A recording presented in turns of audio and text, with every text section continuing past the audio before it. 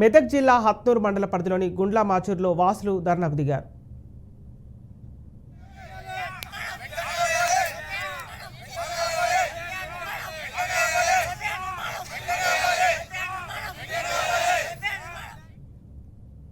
మెదక్ జిల్లా హత్నూరు మండల పరిధిలోని గుండ్ల మాచూరులో వాసులు ధర్నాకు దిగారు.